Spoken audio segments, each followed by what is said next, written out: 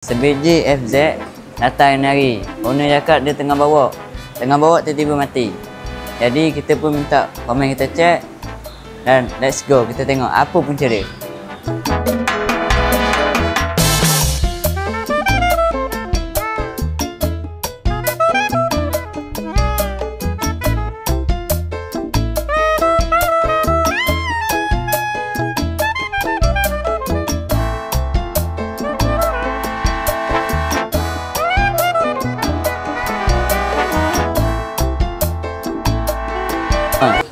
Motor ni pun pemain dah buka.